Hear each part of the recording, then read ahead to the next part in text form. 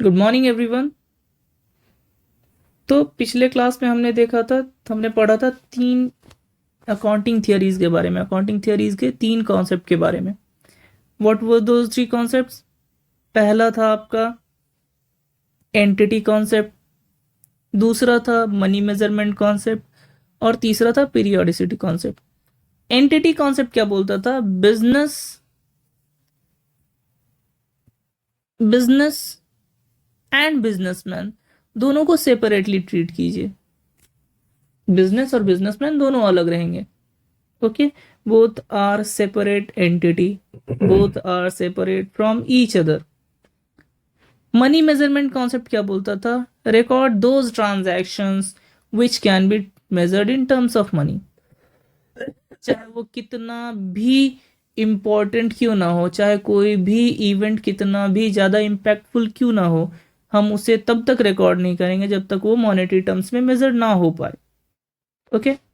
Periodicity concept क्या करता था? अपने सारे बिजनेस इवेंट को, अपने बिजनेस के लाइफ को छोटे छोटे टुकड़ों में बांट दीजिए in order to compare them over the period of time और compare them intra and inter company wise. मतलब बाहर के भी कंपनी से, बाहर के बिजनेस से अगर आपको कंपेयर करना है तो आपको पीरियड में बांटना पड़ेगा। अब चलते हैं हम आगे की ओर। आज क्या पढ़ने वाले हैं हम? आज हम पढ़ेंगे दो चीज़। हमारा फोकस मेनली दो पे रहेगा, अगर टाइम बचा तो तीसरे पे भी चलेंगे। कौन कौन से दो चीज़ रहेंगे हमारे? हमारे दो चीज़ रहेंगे। पहला अक्रूवल कॉन्सेप्ट और दूसरा मैचिंग कॉन्सेप्ट।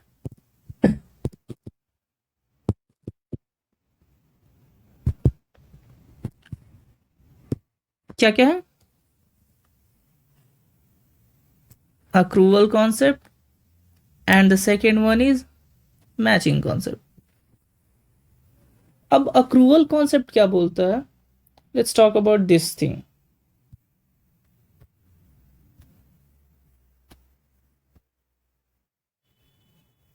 पहले बात करते हैं अक्रूवल कॉन्सेप्ट पे। अक्रूवल कॉन्सेप्ट क्या बोलता है कि ट्रांजैक्शन को आप तभी रिकॉग्नाइज कर लो as and when recognize the transaction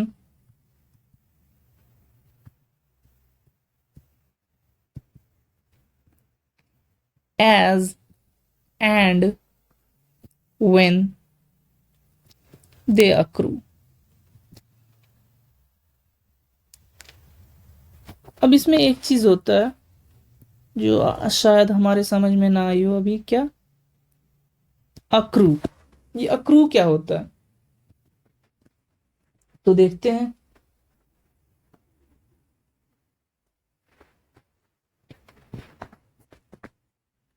accrue का मतलब होता है, अक्रू और अक्रूवल दोनों both are same words. Accrual का मतलब होता है अगर रेवेन्यू के रिस्पेक्ट में ले, recognise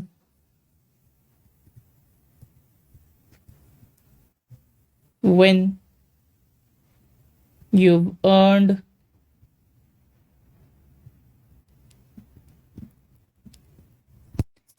and not when you've received the payment। I hope I'm making it very much clear। मतलब क्या बोल रहा है?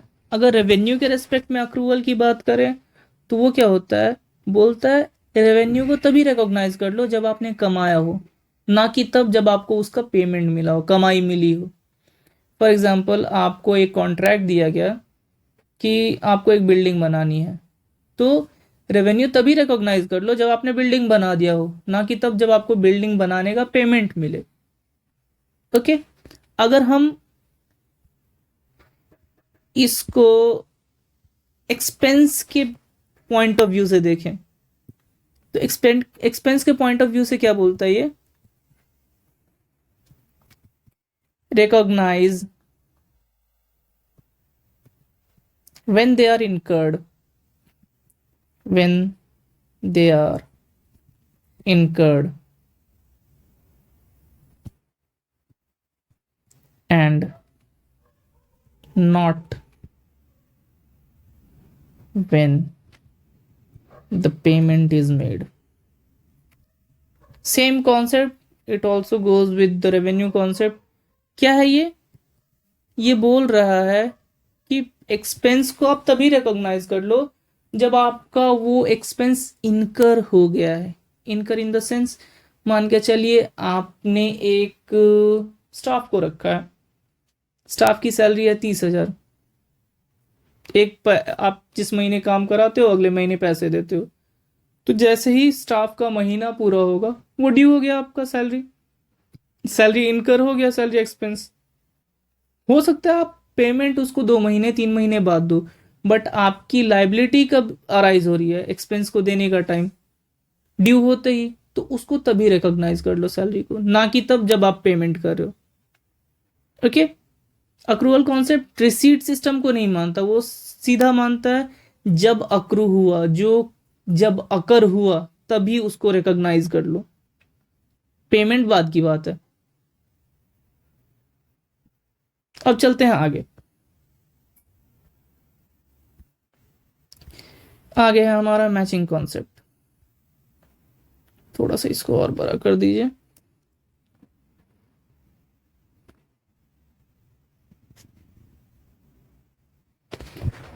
मैचिंग कॉन्सेप्ट क्या बोलता है? अब थोड़ा सा ध्यान में लाइए पीरियोडिसिटी कॉन्सेप्ट। पीरियोडिसिटी कॉन्सेप्ट में क्या था?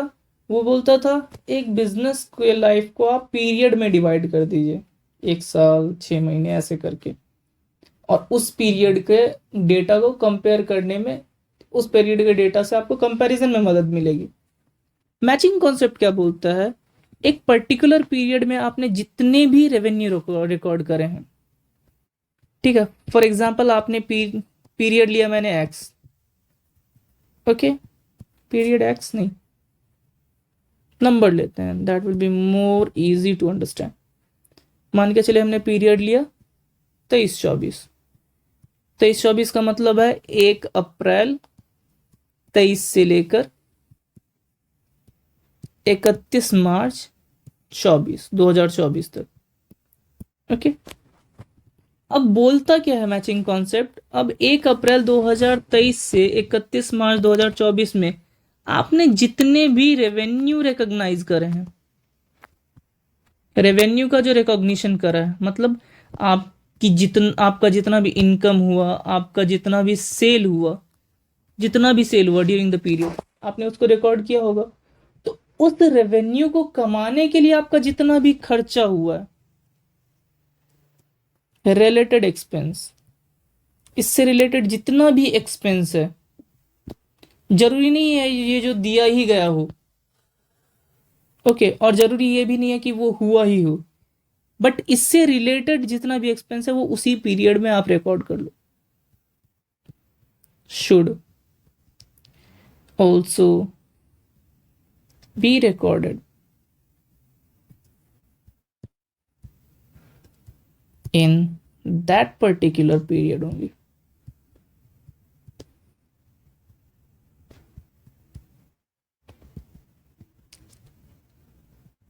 मतलब अगर आपने 500 सेब बेचे, for example you are a fruit seller, आपने अगर 500 किलो फ्रूट बेचा 2023-24 में, तो आपको खरीदने से लेकर उसको बेचते टाइम तक जितना भी खर्चा हुआ उस 500 किलो फ्रूट पे, वो सारा का सारा 2023-24 में ही आपको रिकॉर्ड करना है।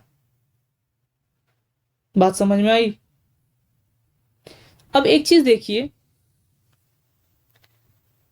यहां पे क्या है, अक्रूवल कॉन्सेप्ट क्या बोलता है? खर्चा या इनकम जैसे हो वैसे रिकॉर्ड करो। जैसे हो मतलब से इन मीन जब वो अराइज हो, अक्रू हो, इनकर हो, तब आप रिकॉर्ड करो।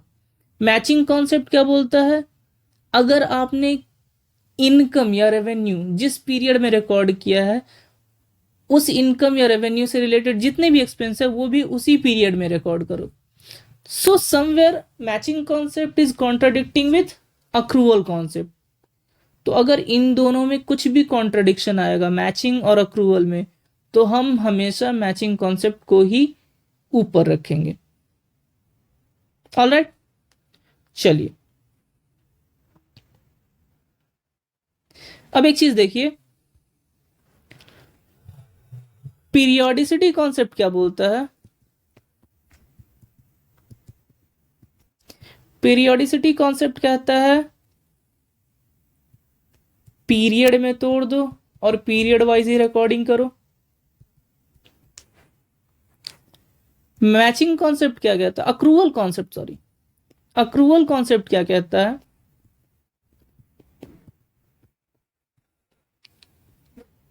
जब जो चीज अक्रू हो तब रिकॉर्ड करो। ओके, और मैचिंग कॉन्सेप्ट क्या कहता है, revenue of a particular period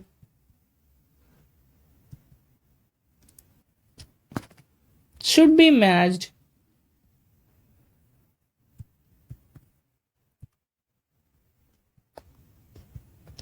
with related expense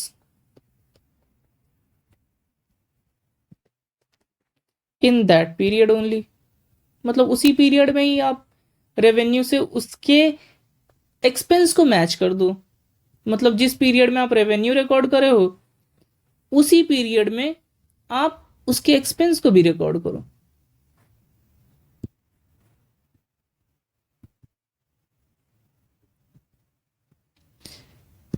तो हम आज के क्लास के खत्म होने पे आ गए।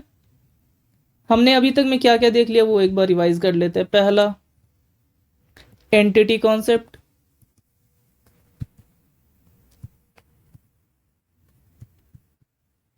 बिजनेस और बिजनेसमैन अलग अलग हैं। दूसरा, मनी मेजरमेंट कॉन्सेप्ट।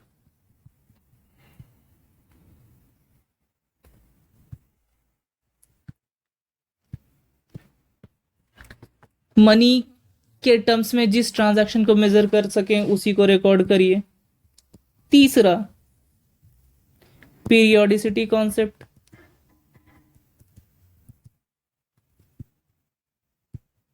एक बिजनेस के लाइफ को छोटे छोटे पीरियड में डिवाइड कर दीजिए।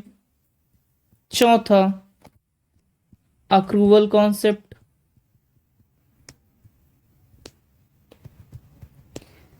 चाहे वो इनकम हो या एक्सपेंस, जब अक्रू या अराइज या इनकर हो तभी रिकॉर्ड करिए, रिकॉग्नाइज करिए। कैश बेसिस पे या रिसीट पेमेंट बेसिस पे मत करिए।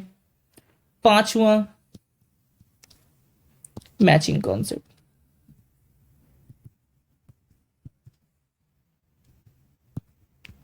मतलब रेवेन्यू, एक पर्टिकुलर पीरियड के रेवेन्यू को उसके एक्सपेंस के साथ मैच कर लीजिए। मतलब अगर रेवेन्यू एक पीरियड में रिकॉग्नाइज हुआ है तो उससे रिलेटेड सारे एक्सपेंसेस उसी पीरियड में रिकॉर्ड होंगे। ओके, चलिए अब नेक्स्ट क्लास में हम क्या पढ़ने वाले हैं वो देख लेते हैं। नेक्स्ट क्लास में हम पढ़ेंगे छठा टॉपिक, गोइंग कंसर्न। सातवां पढ़ेंगे कॉस्ट कॉन्सेप्ट। एंड अगर टाइम बचा तो आठवां पढ़ेंगे realisation concept. Realisation concept. Okay, thank you very much.